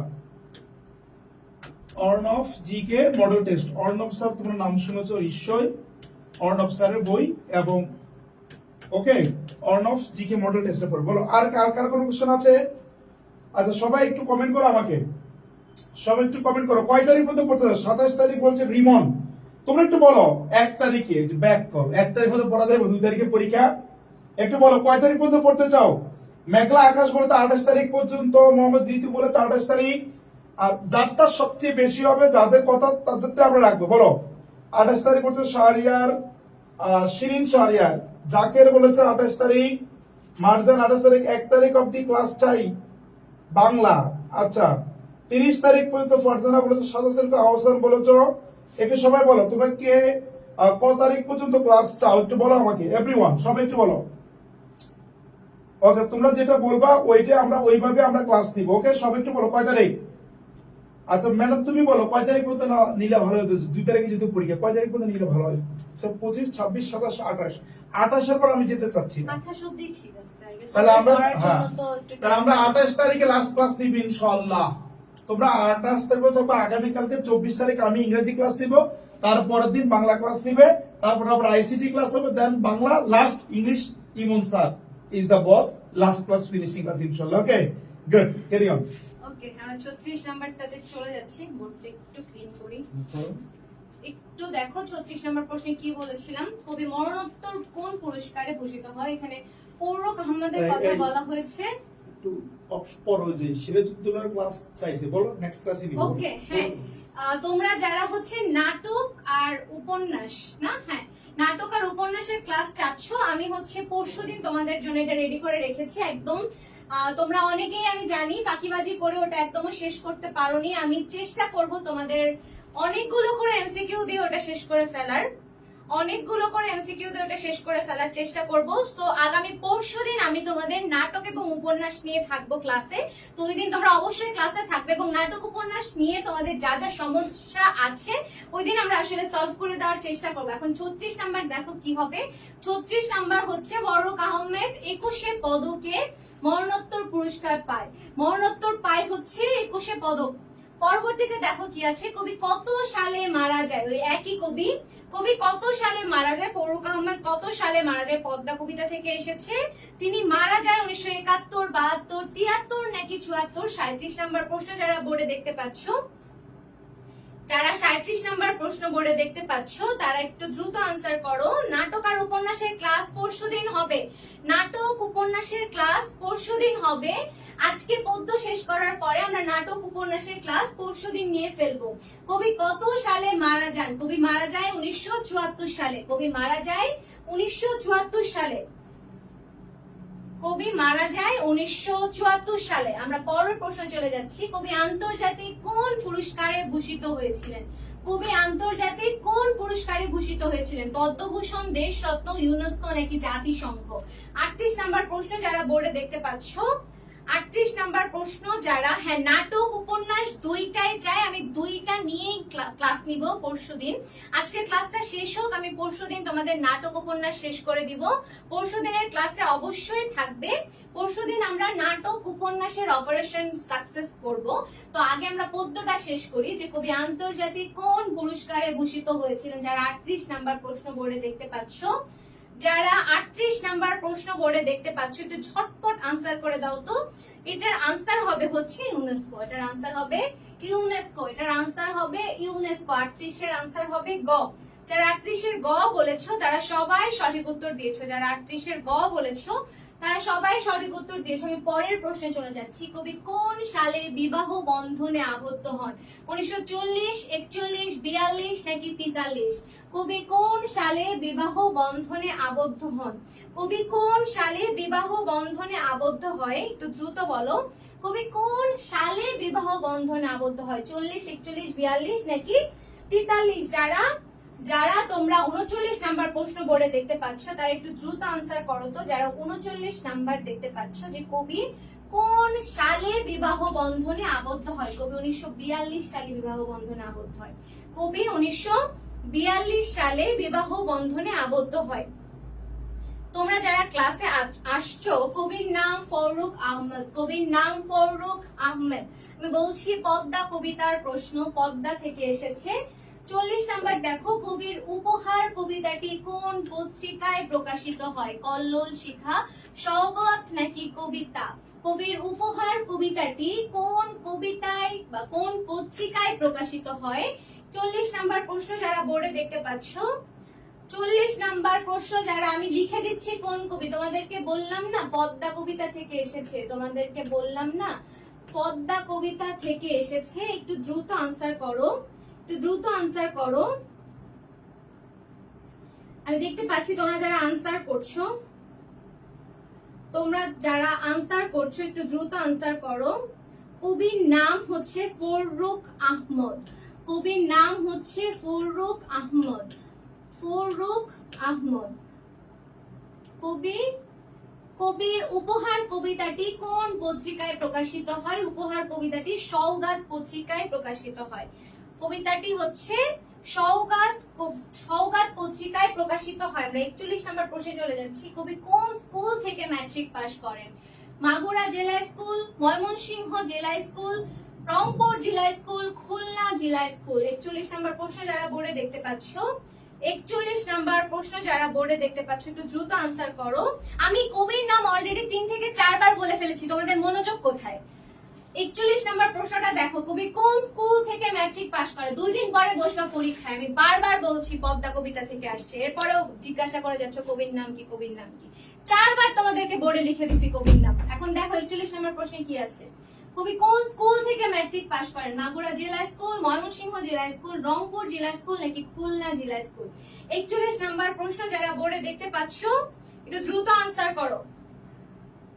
41 নাম্বার প্রশ্ন যারা বোর্ডে দেখতে পাচ্ছ একটু দ্রুত আনসার করো। 41 নাম্বার আনসার হবে হচ্ছে ফররুখ আহমদ। ফররুখ আহমদ যে খুলনা জেলা স্কুল থেকে ম্যাট্রিক পাস করেন। খুলনা জেলা স্কুল থেকে ফররুখ আহমদ খুলনা জেলা স্কুল থেকে ম্যাট্রিক পাস করেন। এবার বুঝছো কবির নাম কি? হ্যাঁ বুঝতে পারছো কবির নাম কি? এখন দেখো পরবর্তী প্রশ্নে কি আছে। 18 বছর বয়সের তরুণেরা পাথর বাধা কিভাবে ভাঙতে চায়? হস্তাঘাতে, পদাঘাতে, অস্ত্র দ্বারা, বুদ্ধি দ্বারা। 18 বছর বয়সের তরুণেরা পাথর বাধা কিভাবে ভাঙতে চায়? 42 নাম্বার প্রশ্ন যারা বোর্ডে দেখতে পাচ্ছ অপশনগুলো আগে দেখো। অপশন গুলো আগে দেখো, এরপরে ঠান্ডা মাথায় আনসার করো। 18 বছর বয়সের তরুণেরা পাথর বাঁধা কিভাবে ভাঙতে চায়? 42 নাম্বার প্রশ্নটা একটু দেখো। 42 নাম্বার প্রশ্নটা দেখো, আমি অলরেডি 42 নাম্বার প্রশ্নের আনসার পেয়ে গিয়েছি। অলরেডি 42 নাম্বার প্রশ্নের আনসার আমি পেয়ে গিয়েছি। দেখো 42 এর আনসার হবে হচ্ছে পদাঘাতে ভাঙতে চায়। 42 এর আনসার হবে পদাঘাতে ভাঙতে চায়। সুকান্ত ভট্টাচার্য 18কে কালো অধ্যায়ের দীর্ঘশ্বাসকে কি উপেক্ষা করে দিতে শুনেছে? সুকান্ত ভট্টাচার্য 18কে কালো অধ্যায়ের দীর্ঘশ্বাস উপেক্ষা করে কি দিতে শুনেছে? হুঙ্কার, জয়ধ্বনি, ঝংকার নাকি চিৎকার? 43 নাম্বার প্রশ্ন যারা বোর্ডে দেখতে পাচ্ছ, হ্যাঁ আমি দেখতে পাচ্ছি যারা পদাঘাতে বলেছো সঠিক উত্তর দিয়েছো। আমরা 43 নাম্বার প্রশ্নে চলে গিয়েছি। সুকান্ত ভট্টাচার্য কিভাবে এটি উপেক্ষা করতে চেয়েছে একটু দেখো। হুঙ্কার, জয়ধ্বনি, ঝংকার নাকি চিৎকার? 43 এর আনসার হবে হচ্ছে 43 এর আনসার হবে জয়ধ্বনি। 43 এর আনসার হবে জয়ধ্বনি। আমরা পরবর্তী প্রশ্নে চলে যাচ্ছি। তোমাদের নিজেদেরও পরীক্ষা, এতগুলা এমসিকিউ যখন রিভিশন দিতে যাব, তোমাদের এমসিকিউ এর কোশ্চেন দেখা মাত্র আনসার করতে হবে, নয়তো তুমিও পড়ে শেষ করতে পারবে না, আমিও আমার এস্টিমেটেড টাইম অনুযায়ী শেষ করতে পারবো না। 44 দেখো কি বলেছে। সুকান্ত ভট্টাচার্য তার কাব্যে একাত্মতা ঘোষণা করেছেন সশস্ত্র সংগ্রামের পক্ষে, বিদ্রোহের পক্ষে, বিপ্লব ও মুক্তির পক্ষে, উগ্র জঙ্গিবাদের পক্ষে। 44 নাম্বার প্রশ্ন যারা বোর্ডে দেখতে পাচ্ছ একটু দ্রুত আনসার করো। 44 নাম্বার প্রশ্ন যারা বোর্ডে দেখতে পাচ্ছ একটু দ্রুত আনসার করো। 44 এর আনসার হবে গ। 44 এর আনসার হবে হচ্ছে গ, বিপ্লব ও মুক্তির পক্ষে। 44 এর আনসার হবে গ, বিপ্লব ও মুক্তির পক্ষে। আমরা পরবর্তী প্রশ্নে চলে যাচ্ছি। সুকান্ত ভট্টাচার্য কি দেখে অত্যন্ত আলোড়িত হয়েছিলেন? সুকান্ত ভট্টাচার্য কি দেখে অত্যন্ত আলোড়িত হয়েছিলেন? বাংলার প্রকৃতি, মহাযুদ্ধের ধ্বংস, তাণ্ডব লীলা, বাংলার ঐতিহ্য, বাংলার বিদ্রোহ। 45 নাম্বার প্রশ্ন যারা দেখতে পাচ্ছ, 45 নাম্বার প্রশ্ন যারা দেখতে পাচ্ছ যে সুকান্ত ভট্টাচার্য কি দেখে অত্যন্ত আলোড়িত হয়েছিলেন? সুকান্ত ভট্টাচার্য কি দেখে অত্যন্ত আলোড়িত হয়েছিলেন? মহাযুদ্ধের ধ্বংস ও তাণ্ডব লীলা দেখে অত্যন্ত আলোড়িত হয়েছিলেন। মহাযুদ্ধের ধ্বংস এবং তাণ্ডব লীলা দেখে অত্যন্ত আলোড়িত হয়েছিলেন। আমরা পরের প্রশ্নে চলে যাচ্ছি। 18 বছর বয়স ভয়ঙ্কর কেন? বিপদগামী বলে, কানে মন্ত্রণা আসে বলে, মন্ত্রণা সহ্য করতে হয় বলে, দুঃসহ বলে। 46 নাম্বার প্রশ্নের আনসার দাও যে কেন এই বয়সটা দুঃসহ? কেন এই বয়সটা দুঃসহ একটু দেখি, একটু দ্রুত আনসার করো তো। কেন এই বয়সটা দুঃসহ? আমি দেখতে পাচ্ছি 45 এর আনসার যারা করেছো সঠিক উত্তর দিয়েছো। দেখো 18 বছর বয়স ভয়ঙ্কর কেন? ভয়ঙ্কর কেন জানতে চাওয়া হয়েছে যে 18 বছর বয়স ভয়ঙ্কর হচ্ছে কানে মন্ত্রণা আসে বলে। কানে মন্ত্রণা আসে, এজন্য এই বয়সটা হচ্ছে ভয়ঙ্কর। পরবর্তীতে দেখো কি আছে। 18 বছর বয়স যেমন দুর্বার গতিতে এগিয়ে চলার সময়, তেমনি তা খুব সহজেই থেমে যেতে পারে। এক্ষেত্রে নিচের কোনটি গ্রহণযোগ্য? পড়ালেখা না করা, বেশি বেশি খেলাধুলা করা, সদুপদেশ গ্রহণ করা, মাদকাসক্ত হওয়া। দেখো প্রত্যেকটাই নেগেটিভ, প্রত্যেকটাই নেগেটিভ, একমাত্র এইটা হচ্ছে পজিটিভ। তো 47 এর আনসার হবে গ। ও আচ্ছা সরি, আমি একটু বলতে ভুল করেছি, ওখানে বলা হয়েছে কোনটি হচ্ছে গ্রহণযোগ্য। 18 বছর বয়স যেমন দুর্বার গতিতে এগিয়ে চলার সময়, তেমনি তা খুব সহজেই থেমে যেতে পারে। এক্ষেত্রে নিচের কোনটি গ্রহণযোগ্য? এটি কোনটি গ্রহণযোগ্য? পড়ালেখা না করা, বেশি বেশি খেলাধুলা করা, সদুপদেশ গ্রহণ করা, মাদকাসক্ত হওয়া। এখন দেখো এটা জানতে চাওয়া হয়েছে যে ক্ষেত্রে কোনটা তারা গ্রহণ করবে, এক্ষেত্রে কোনটা তারা গ্রহণ করতে পারে যাতে খুব সহজেই বিষয়টা থেমে না যায়। আমরা যদি সদুপদেশ গ্রহণ করি তাহলে আমাদের এই জিনিসটা থেমে যাবে না। 47 এর আনসার হবে গ। 47 এর আনসার হবে গ। 48 দেখো কি আছে। কোনটি শামসুর রহমানের কাব্য? চক্রবাক, দুঃসময়ের মুখোমুখি, সোনালী কাবিন নাকি সারদা মঙ্গল? 48 নাম্বার প্রশ্নে দেখো কি আছে। 48 নাম্বার প্রশ্নে দেখো কি আছে। কোনটি শামসুর রহমানের কাব্য? কোনটি শামসুর রহমানের কাব্য? কোনটি শামসুর রহমানের কাব্য? 48 নাম্বার প্রশ্ন দেখো কি আছে। কোনটি শামসুর রহমানের কাব্য? শামসুর রহমানের কাব্য হচ্ছে দুঃসময়ের মুখোমুখি। শামসুর রহমানের কাব্য হচ্ছে দুঃসময়ের মুখোমুখি। নিচের কোনটি শামসুর রহমানের কাব্য নয়? রৌদ্র করটিতে, বিধ্বস্ত নীলিমা, রূপসী বাংলা, প্রথম গান, দ্বিতীয় মৃত্যুর আগে। প্রত্যেকটা জিনিস তোমাদের এখন মুখস্থ হয়ে যাওয়ার কথা, প্রত্যেকটা জিনিস এখন তোমাদের মুখস্থ হয়ে যাওয়ার কথা। আমরা সবাই জানি রৌদ্র করটিতে, বিধ্বস্ত নীলিমা, প্রথম গান, দ্বিতীয় মৃত্যুর আগে। প্রত্যেকটা জিনিস শামসুর রহমানের লেখা, প্রত্যেকটা জিনিস শামসুর রহমানের লেখা। একমাত্র রূপসী বাংলা হচ্ছে তার কাব্য নয়, একমাত্র রূপসী বাংলা তার কাব্য নয়। আমরা 50 নাম্বার প্রশ্নে চলে যাচ্ছি।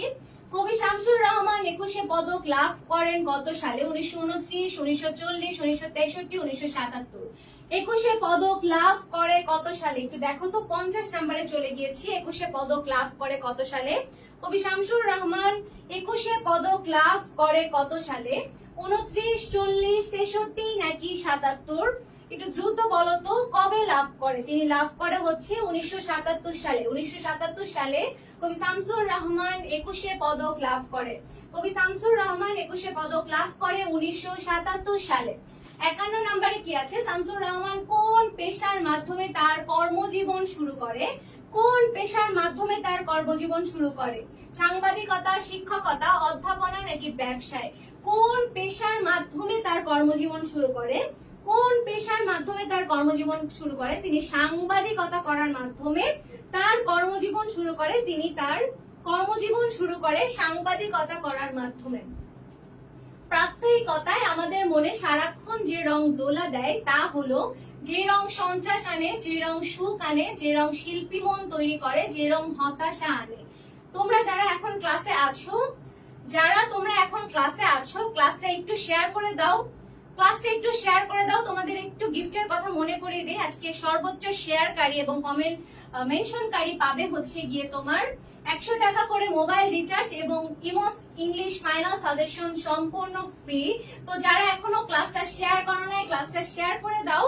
এবং সেই সাথে তোমাদেরকে জানিয়ে দিচ্ছি যে 52 আনসার হবে হচ্ছে যে রং সন্ত্রাস আনে, যে রং সন্ত্রাস আনে। 53 নাম্বার প্রশ্নে চলে যাচ্ছি। ফেব্রুয়ারি 1969 কবিতায় মোট কয়টি চরণ আছে? 96টি, 45টি, 28টি, 30টি। 53 নাম্বার প্রশ্নটা দেখো যে কয়টি লাইন আছে, কয়টি লাইন আছে জানতে চাওয়া হয়েছে। ফেব্রুয়ারি 1969 কিন্তু তোমাদের খুবই গুরুত্বপূর্ণ একটা কবিতা এবং এই কবিতা থেকে প্রশ্ন তোমাদের আসবেই। এই কবিতায় লাইন আছে হচ্ছে 28টি। এই কবিতায় লাইন আছে হচ্ছে 28টি। কবিতায় লাইন আছে 28টি। পরবর্তীতে দেখো কি আছে? পলিমাটির সৌরভ দ্বারা কি বোঝানো হয়েছে? ঊষর মৃত্তিকা, উর্বর মৃত্তিকা, ধূসর মৃত্তিকা, বন্ধা জমি। 54 নাম্বার প্রশ্নটা যারা বোর্ডে দেখতে পাচ্ছ, যারা 54 নাম্বার প্রশ্ন বোর্ডে দেখতে পাচ্ছ একটু দ্রুত বলো তো। যারা 54 নাম্বার প্রশ্ন দেখতে পাচ্ছ, আমি দেখতে পাচ্ছি ফজলে রাব্বি, মারজানা মেঘা, ফারজানা ইসলাম, আরিনা আক্তার, ওকে, ঋতু, মাবি, সাদুত রাজ। এখন দেখো পলিমাটির সৌরভ দ্বারা বোঝানো হয়েছে, পলিমাটির সৌরভ দ্বারা বোঝানো হয়েছে উর্বর মৃত্তিকা, অর্থাৎ উর্বর মাটিকে বোঝানো হয়েছে, উর্বর মাটিকে বোঝানো হয়েছে। পতিত জমি আবাদের কথা কবির পূর্বপুরুষরা কেন বলতেন? তারা গরিব ছিলেন বলে, তারা সংগ্রামী ছিলেন বলে, তারা কৃষক ছিলেন বলে, তারা চাষী ছিলেন বলে। 55 নাম্বার প্রশ্ন যারা বোর্ডে দেখতে পাচ্ছ, যারা 55 নাম্বার প্রশ্ন বোর্ডে দেখতে পাচ্ছ একটু দেখো যে পতিত জমি আবাদের কথা কবির পূর্বপুরুষরা কেন বলতেন? কেন বলতেন? কারণ তারা ছিলেন সংগ্রামী, কারণ তারা ছিলেন সংগ্রামী। পরবর্তীতে দেখো কি আছে? তিনি কবি এবং কবিতার কথা বলতেন। এই পঙ্ক্তিটির দ্বারা কবির পূর্বপুরুষদের কোন মানসিকতার পরিচয়? সৃজনশীল, সংগ্রামী, সংকীর্ণ নাকি উদার? একটু বলতো কোন মানসিকতার পরিচয়? তাদের সংগ্রামী মানসিকতার পরিচয়, তাদের সংগ্রামী মানসিকতার পরিচয়। যারা এখনো শেয়ার করনি, এখনো কিন্তু সময় আছে, ক্লাসটা এখনো তোমরা শেয়ার করে দাও এবং সেই সাথে জেনে নাও 56 আনসার হবে হচ্ছে খ। পরবর্তীতে দেখো কি আছে? রক্তজবার মতো প্রতিরোধের উচ্চারণ কি? কবিতা, অধিকার, দৃপ্ত, শপথ, স্লোগান। 57 নাম্বার প্রশ্নটা দেখো। 57 নাম্বার প্রশ্নে কি আছে?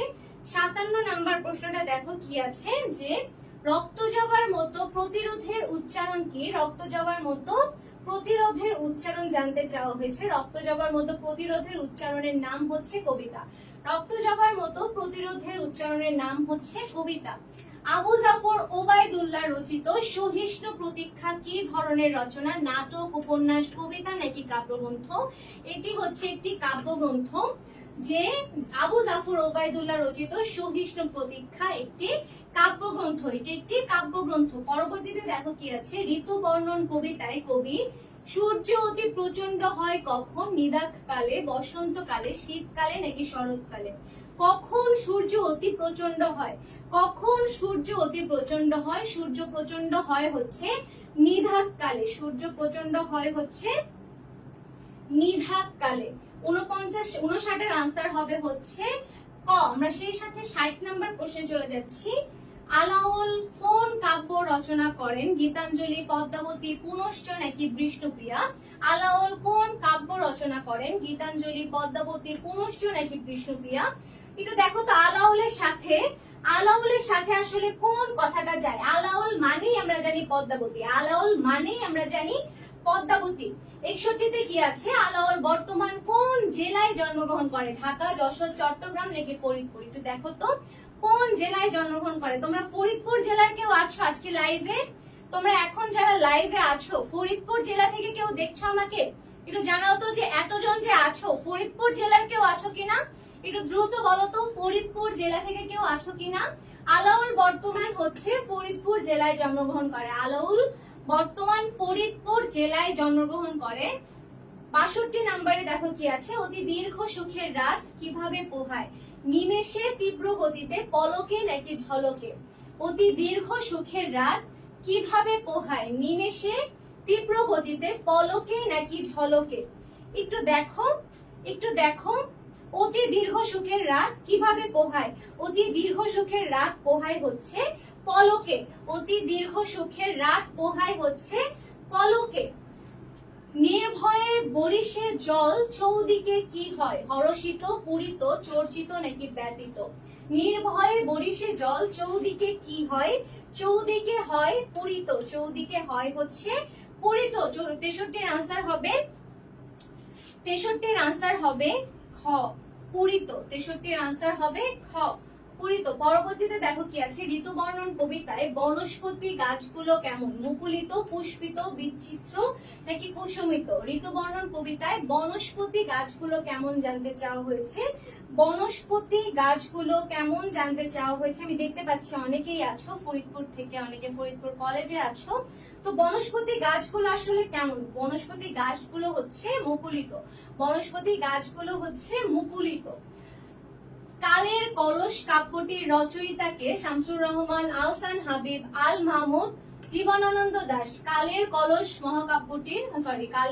কাব্যটির রচয়িতা জানতে চাওয়া হয়েছে। কালের কলস কাব্যটির রচয়িতা হচ্ছে আল মাহমুদ। কালের কলস কাব্যটির রচয়িতা হচ্ছে আল মাহমুদ। পরবর্তীতে দেখো কি আছে, উবুর হওয়া বলতে কি বোঝায়? চুপ করা, থমকে যাওয়া, কাত হওয়া নাকি উপুর হওয়া। বলো তো উপুর হওয়া মানে কি? ওই যে বলে না উপুর হয়ে পড়ে গেছে, বলে না উপুর হয়ে পড়ে গেছে, মানে কি? উপুর হয়ে পড়ে যাওয়া বা উপুর হওয়া। উপুর হওয়া মানে হচ্ছে উপুর হওয়া। 66 আনসার হবে ঘ। ডাহুকি কোন ধরনের গ্রন্থ জানতে চাওয়া হয়েছে। ডাহুকি কোন ধরনের গ্রন্থ? প্রবন্ধ গ্রন্থ, কাব্যগ্রন্থ, কাব্যনাট্য নাকি উপন্যাস। ডাহুকি কোন ধরনের গ্রন্থ জানতে চাওয়া হয়েছে। যারা 67 নাম্বার প্রশ্ন বোর্ডে দেখছো, ডাহুকি হচ্ছে একটি উপন্যাস। ডাহুকি হচ্ছে একটি উপন্যাস। ডাহুকি হচ্ছে একটি উপন্যাস। আমরা পরের প্রশ্নে চলে যাচ্ছি। পরের প্রশ্নে আছে, স্টেশনে আসার আগে কে কবিকে তাড়া দিয়েছিল? আব্বা, আম্মা, ভাই নাকি বোন। স্টেশনে আসার আগে কবিকে কে তাড়া দিয়েছিল? কবিকে তাড়া দিয়েছিল হচ্ছে আব্বা। কবিকে তাড়া দিয়েছিল হচ্ছে আব্বা। পরের প্রশ্নে কি আছে দেখো, আজ রাত না হয় বই নিয়েই বসে থাক। উক্তিটি কার? আব্বার, ফরহাদের, জাহানারার নাকি আম্মার। আজ রাত না হয় বই নিয়েই বসে থাক, উক্তিটি কার? আজ রাত না হয় বই নিয়ে বসে থাক উক্তিটি হচ্ছে আম্মার। আজ রাত না হয় বই নিয়ে বসে থাক উক্তিটি হচ্ছে আম্মার। 70 নাম্বার প্রশ্নে দেখো কি আছে, নির্লজ্জের মতন হঠাৎ লাল সূর্য উঠে আসবে কথাটিতে কোন সময়ের কথা বলা হয়েছে? দুপুর, বিকাল, ভোর নাকি সন্ধ্যা। নির্লজ্জের মতন হঠাৎ লাল সূর্য উঠে আসবে কথাটিতে কোন সময়ের কথা বলা হয়েছে? দুপুর, বিকাল, ভোর নাকি সন্ধ্যা।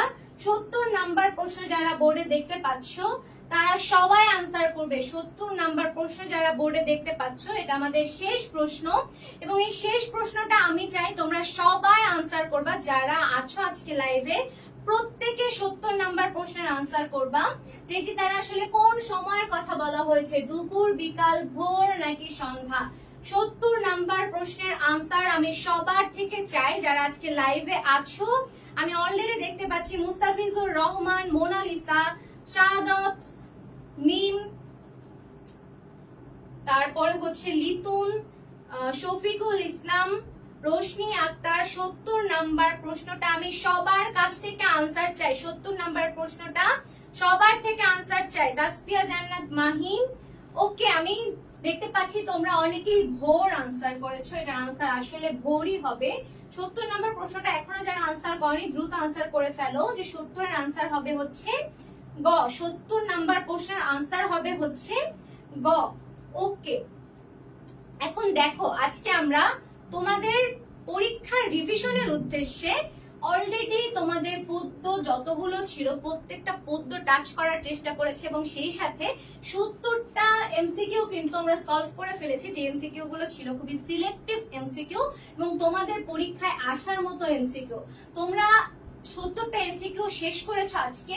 যারা এখন লাইভে আছো তোমাদের আজকের ক্লাসটি কেমন লেগেছে আমি প্রত্যেকের কাছ থেকে জানতে চাই। আজকের ক্লাস তোমাদের কেমন লেগেছে? তোমরা যারা এখন আছো লাইভে আমাকে দেখতে পাচ্ছ প্রত্যেকে একটু 1-2 সেকেন্ড সময় নিয়ে কমেন্টে বলে ফেলো তো, একটু বলে ফেলো তো যে আজকের ক্লাসটা কেমন ছিল। আমি দেখতে পাচ্ছি তোমরা অনেকেই কমেন্ট করছো। সাদিয়া আফরোজ, তারপরে হচ্ছে তাসলিমা খানম, মিলি, একটু ক্লাসটা কেমন ছিল জানিয়ে দাও। ক্লাসটা একটু কেমন ছিল জানিয়ে দাও, একটু জানিয়ে দাও ক্লাসটা কেমন ছিল। আজকে ক্লাসটা করে তোমাদের কেমন লেগেছে? ক্লাসটা করে তোমাদের কেমন লেগেছে? ক্লাসটা তোমাদের জন্য উপকারী ছিল কিনা একটু জানিয়ে দাও। হ্যাঁ, আমি দেখতে পাচ্ছি যে আলহামদুলিল্লাহ ভালো, আলহামদুলিল্লাহ ভালো, আলহামদুলিল্লাহ। প্রত্যেকে জানাও, যারা জানাওনি এখনো প্রত্যেকে জানাও তো যে আজকের ক্লাসটা তোমাদের কেমন লেগেছে। একটু সবার থেকে আমি জানতে চাচ্ছি যে আজকের ক্লাসটা তোমাদের কেমন লেগেছে। আমি কমেন্ট করব। ওকে, মিম বলেছে আলহামদুলিল্লাহ ভালো, তাসফিয়া জান্নাত মাহি বলেছে মাশাআল্লাহ অনেক সুন্দর, সাকিব হাসান বলেছে খুব ভালো, মেঘলা আকাশ বলেছে আলহামদুলিল্লাহ, জিসান আহমেদ বলেছে আলহামদুলিল্লাহ ভালো, আউলা ইসলাম বলেছে আলহামদুলিল্লাহ ভালো। ওকে, যারা এখনো কমেন্ট করনি একটু দ্রুত বলে ফেলো তো যে তোমাদের কেমন লেগেছে ক্লাস এবং ক্লাসটা করে তোমাদের কোনো লাভ হয়েছে কিনা, উপকারে এসেছে কিনা একটু জানাও। আপু আলহামদুলিল্লাহ ভালো ছিল। সাবিকুন নাহার কলি বলেছে, মাইনুল আজিজ বলেছে আলহামদুলিল্লাহ ভালো, আরিফ মিয়া বলেছে ভালো, তারপরে হচ্ছে রাজব বলেছে ভালো, জাকির হোসেন বলেছে সেরা হয়েছে। আচ্ছা, আমি একটু বলে দিচ্ছি আমার ক্লাস আগামী পরশুদিন সন্ধ্যা 7:15 তোমাদের নাটক আর উপন্যাস নিয়ে আমি থাকছি। তোমাদের জন্য একটা মাস্টার ক্লাস হবে সেদিন। আমি জানি অনেকেই তোমরা ফাঁকিবাজি করে উপন্যাস আর নাটকটা স্কিপ করে যাও, এত বড় পড়তে পারবো না। তো আমি চেষ্টা করব এক ক্লাসের মধ্যে তোমাদের সবকিছু প্রবলেম যা আছে সবকিছু সলভ করে দেওয়ার। তো পরশুদিন তোমরা ক্লাসে থাকবে কিনা জানাও তো।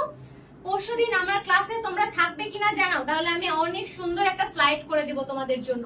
নাটক আর উপন্যাসের উপরে অনেক সুন্দর একটা স্লাইড পাবা। পরশুদিন ক্লাসে তোমরা থাকবা কিনা একটু জানাও। পরশুদিন ক্লাসে থাকবা কিনা একটু জানাও। কে কে থাকবা হাত তুলো, জানাও যে থাকবো, তাই সেই বুঝে আমি স্লাইড রেডি করব। থাকবা কিনা একটু জানাও তো। পরশুদিন থাকবো হচ্ছে নাটক উপন্যাস নিয়ে, একটু জানাও তো থাকবে কিনা পরশুদিনের ক্লাসে। পরশুদিনের ক্লাসে তোমরা থাকবে কিনা একটু জানাও। তোমরা একটু জানাতে থাকো পরশুদিনের ক্লাসে থাকবে কিনা।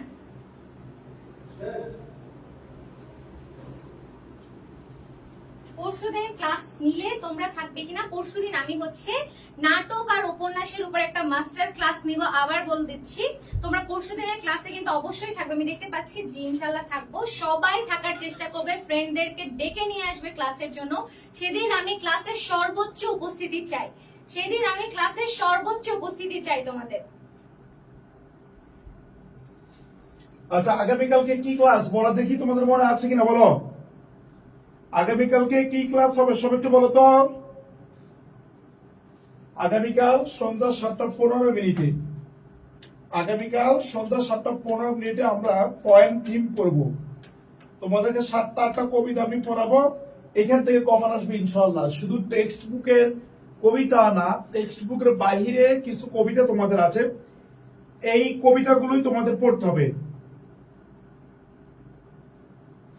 প্রতিদিনই ক্লাস আমার ভালো লাগে, থ্যাংক ইউ ভেরি মাচ। আজকে কোন সাবজেক্টের এক্সাম হবে আমরা বলে দিয়েছি, কোন সাবজেক্টের এক্সাম হবে, বাংলা সম্ভবত। ওকে, আচ্ছা সবাই একটু বলো, সবাই আগামীকালকে সন্ধ্যা 7:15 আমাদের ক্লাস হবে। আজকে 7:15, আগামীকালকে 7:15 তোমার কবিতা থিমের উপরে ক্লাস হবে। সবাই ক্লাস করবো, তোমাদেরকে ক্লাসে থাকতে হবে। তোমাদের জন্য কিন্তু আমরা কষ্ট করে ক্লাস দিচ্ছি, আমরা কিন্তু এখন কোনো বেনিফিট নাই, জাস্ট তোমরা উপকৃত হও, এইটা আমাদের বেনিফিট। কিন্তু তোমরা যদি ক্লাসে না থাকো তাহলে তার বেনিফিটেড হবে না, হবে কি বলো, কোনোভাবে হবে না। ওকে, ঠিক এইভাবে কিন্তু নিয়মিত ক্লাস করে বিশ্ববিদ্যালয়ে ভর্তি পরীক্ষা ভালো করা সম্ভব, নিজে নিজে পড়ে সম্ভব না। এই যে আমরা ক্লাসের রুটিন গুলো দিয়েছি, যদি নতুন রুটিন আসছে, আগামীকাল ইংরেজি ক্লাস হবে। আবার যে পরীক্ষার রুটিন গুলো আমরা দিয়েছি, পরীক্ষার রুটিন এটা তো ওভার হয়ে গেছে, নতুন করে আবার রুটিন দিয়েছি আমরা, ওই রুটিন অনুযায়ী পরীক্ষা হচ্ছে। এবং নিশ্চয়ই এটা বলছে না, ঢাকা বিশ্ববিদ্যালয়ের ফার্স্ট আমি ইমোশনাল স্টুডেন্ট, অ্যাডমিশনে এইচএসসি তো আমার কাছে পড়েছে, অ্যাডমিশনও আমার কাছে পড়েছিল, এবং ঢাকা বিশ্ববিদ্যালয়ে দ্বিতীয় যে সেও আমার কাছে পড়েছে, ঢাকা বিশ্ববিদ্যালয়ের তৃতীয় যে সেও আমার কাছে পড়েছে। তুমি অনলাইন অফলাইনে একজন টিচার দেখাও, খুঁজে পাবা না। চাপাবো যে অনেকে তোমাকে করে, বাস্তবে কোনো রেজাল্ট নাই। তো তোমাকে পড়াশোনা করতে হবে এমন কারো কাছে যে তোমাকে অবশ্যই ভালো সাফল্য এনে দিবে। এবং একই সাথে ইমোস ফাইন্যান্সিয়াল, এই বইটা তোমরা তোমার নিকটস্থ লাইব্রেরি থেকে সংগ্রহ করবে, কারণ এই বইতে এত পরিমাণ কমন আসে, ইউ ক্যান্ট ইমাজিন যে ঢাকা বিশ্ববিদ্যালয়ের মানবিকে তোমার 15টার মধ্যে 12টা কমন আসছে, ঢাকা বিশ্ববিদ্যালয়ের সিইউটিতে 12টার মধ্যে 8টা কমন আসছে। ক্লিয়ার? ইনশাআল্লাহ থাকবো কালকে। তাহলে আগামীকাল সন্ধ্যা 7:15 আবার দেখা হচ্ছে। সবাই ভালো থাকবা। আর আজকের রেজাল্টটা আমি ঘোষণা এখন করছি না, অনেকে শেয়ার করেছো, তবে একটু কম শেয়ার হয়েছে আজকের ক্লাসে। ম্যাডামকে তোমাদের ভালো লাগেনি আমি বুঝতে পারছি, কারণ ম্যাডামকে যদি ভালো লাগতো তাহলে তোমরা ঠিক করে না। কালকে পরশু আমার ক্লাসে 600 শেয়ার করেছো, কালকে এপিটির ক্লাসে 550 শেয়ার করেছো, আজকে ম্যাডামের ক্লাস তোমরা মাত্র 260টা শেয়ার করেছে। এটা কিন্তু ম্যাডামের জন্য একটু অস্বস্তিকর বিষয়। আশা করি নেক্সট ক্লাসগুলোতে তোমরা সর্বোচ্চ শেয়ার করবা। সো আজকের শেয়ার এবং মেনশনিং এর রেজাল্টটা আমরা আমাদের পেজে রাতের মধ্যে দিয়ে দিবি ইনশাআল্লাহ। গুরুত্বপূর্ণ সময় আমাদের ফ্রি ক্লাস উপহার দেওয়ার জন্য আন্তরিকভাবে ধন্যবাদ sir, thank you very much sir. আর ভালো লাগে না এটা এটা কি, এটা ডায়ালগ, কোনটা ডায়ালগ একটু বলো। ও শেয়ারের ডায়ালগ, শেয়ার তো করতে হবে, তুমি শেয়ার না করলে হবে কি বাবা, ইয়া তোমার শেয়ার যদি না করো তাহলে তো হবে না। আমরা বাঙালি তার এত অকৃতজ্ঞ নয়, আমরা সুবিধা পাবো, বিনিময়ে একটু কাজ করতে হবে। ওকে, থ্যাংক ইউ ভেরি মাচ, আল্লাহ হাফেজ। তাহলে দেখা হচ্ছে আগামীকাল সন্ধ্যা 7:15 ইংরেজি ক্লাসে।